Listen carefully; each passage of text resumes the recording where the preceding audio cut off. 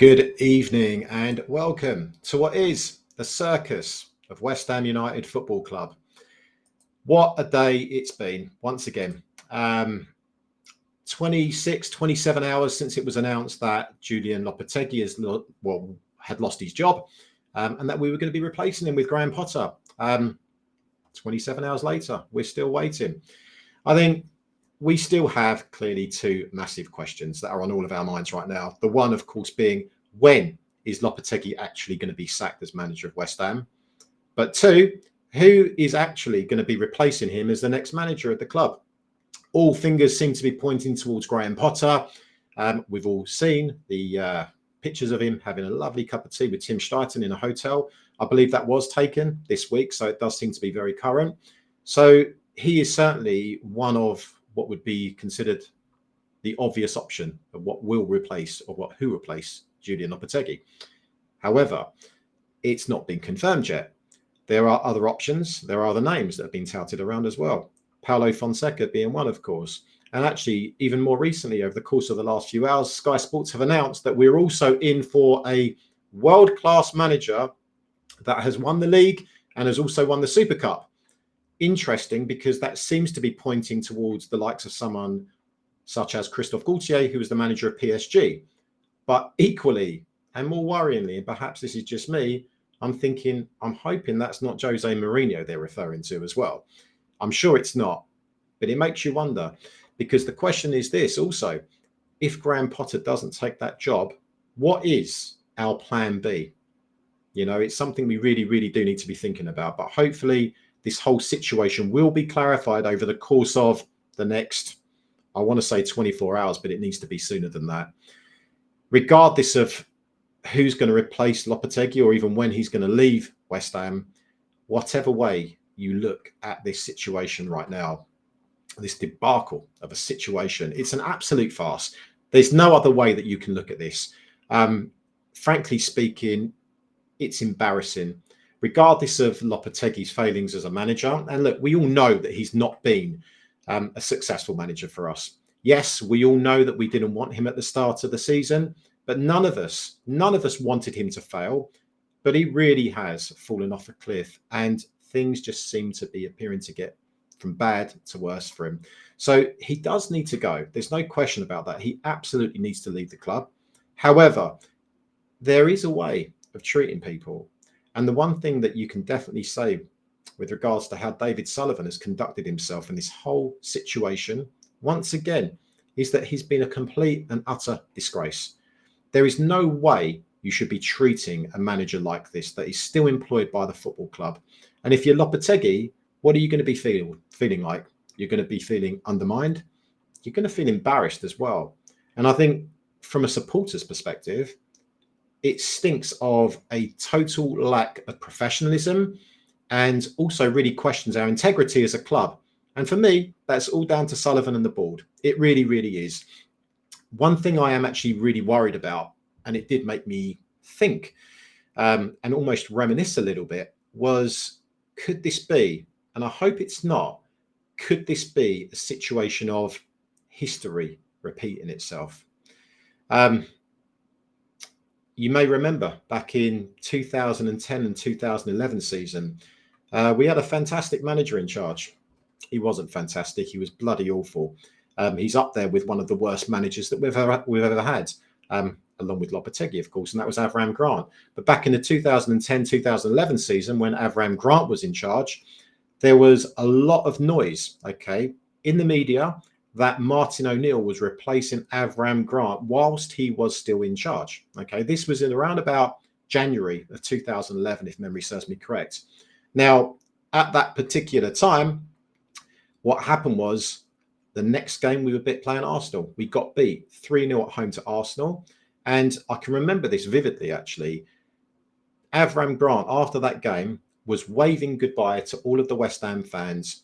And he even threw his claret blue scarf into the crowd as well. So at that particular time, I think the overall consensus from all of the fans, all of the supporters was, that's Avram Grant done. Martin O'Neill's coming into the club. What then coincided was a couple of days later, Martin O'Neill then turned down the opportunity to join West Ham because undoubtedly he was dismayed by how the news was spread across the media, but also that West Ham had announced that we'd appointed him. It was all over Sky Sports at that particular time. What then happened, of course, was Avram Grant continued to manage West Ham for the remainder of that season. I believe he managed probably in the region of maybe 13 or 14 more games post-January. Had a couple of decent results in there, but by and large, it was an awful spell for him as manager. He got sacked. He got sacked after we lost against Wigan away. I think it was 3-2 or 4-3 from recollection. And I believe Kevin Keane took charge of the next game, but effectively we were relegated by this point. That situation was a complete and utter disaster. It was a farce. At that time, we were, I think, absolutely disgusted with regards to how, even though we wanted Avram Grant out, but how he was treated by the club and in particular by David Sullivan. And you would think that by now, David Sullivan would realise there is a way of getting rid of sacking a manager. Okay. You don't go about making all this noise in the media, creating all of this noise for that manager to still be in charge of the club. Okay. You can't be doing that, because what does happen is that the manager that we may be looking at that time, it was Martin O'Neill. At this moment in time, it's Graham Potter. They're going to be thinking to themselves, wow, what a circus. Do I really want to become manager of West Ham if I've got those guys sitting above me? I think we all kind of know the answer to that. So my concern is that something similar could happen again. I really, really hope that it's not going to. And I'd like to think that we've got more clout and we can attract a better caliber of manager as well now. But no decision has been made. No one has signed a contract. No one has been appointed as manager of West Ham Football Club at this moment in time. So that's what worries me. That's really is what worries me. I'm just hoping that the situation will be resolved. I want to say within the next 24 hours, but I think it needs to be sooner. It needs to be sooner than that. I guess you can kind of focus on what we do know at this moment in time. And we do know that Lopetegui was at the training ground today. He was training the players. He was effectively doing the job that he's being paid to do. You know, with all of this stuff going on in the background, you know, I don't know how you would feel as a manager, okay, having to deal with that. We also know that Tim Steidten was banned from the training grounds. We know that Potter has an offer on the table. We believe it to be 6 months that he's considering at this moment in time. Now, I would imagine there's going to be an option at the back of that. Perhaps there's going to be a situation where there's going to be some form of KPI involved, whereby he needs to achieve certain milestones before he is given a longer contract to manage West Ham. Perhaps that's the case. But it is a concern. It is a concern. And until he signs that contract, I'm absolutely concerned and worried about this. I really am. A lot of people, and let's say hypothetically, we do recruit and appoint Potter as manager. A lot of people do seem to have some concerns around him taking over at the club. I'm going to be honest and say that I'm not excited by the prospect of him being manager, but I am happy because we know that we need to make a change. I think he could be a good appointment, but I'm not saying I'm excited, because excited would be me saying that I'm really looking forward to a style of football, an attacking style of football, something with a bit more flair, something that's really going to get us off our seats. I don't know if that's going to be the case with Potter, but I do think that he's going to do a hell of a much better job than Lopetegui. A lot of people are saying that he didn't do an amazing job, you know, when you look at his past tenure at Brighton and also Chelsea, of course.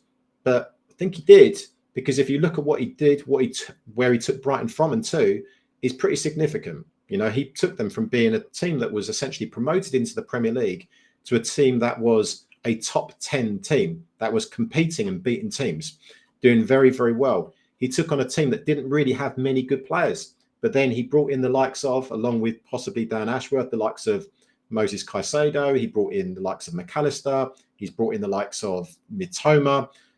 He also helped develop the likes of Solly March, bringing him into the team. He also brought in Evan Ferguson into the team as well.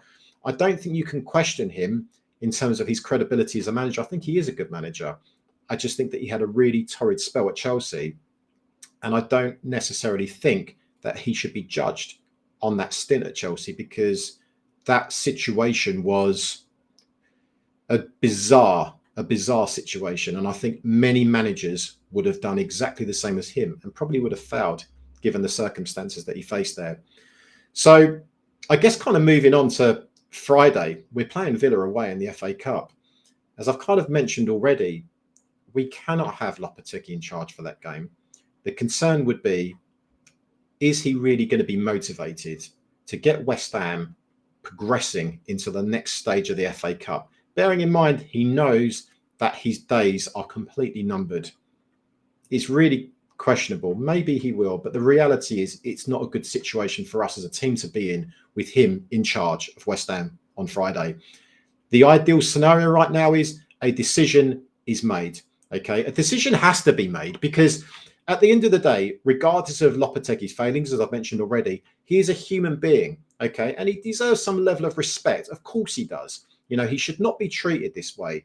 Make the decision, Sullivan. Let him go and get the replacement in. It's completely wrong. And I think as it stands right now, if we let him go and we do take Potter, I would imagine Potter may not be ready to take charge of the game on Friday because it is very, very soon. Perhaps it's going to be someone, you know, behind the scenes looking after the under-21s, for instance. I don't know. Maybe it could be Mark Robson. Not sure.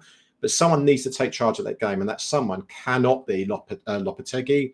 It needs to be someone else. So let's see what happens. Let's see what happens. I have my doubts. I don't trust West Ham anymore. I really don't. When I say I don't trust West Ham, I don't trust David Sullivan. He's a joke of an owner. The sooner he goes, the better. But as it stands right now, we just need to make the call on Lopetegui. Make the call. But anyway, thank you for watching. Really appreciate it. If you like the channel, would really appreciate it if you do like and subscribe. It genuinely helps, by the way. When we say that, it does, because it basically kind of pushes some of our content out wider on YouTube. People can then have the ability to watch this more. So look, thank you again, and we'll see you next time. All the best. Come on, you irons.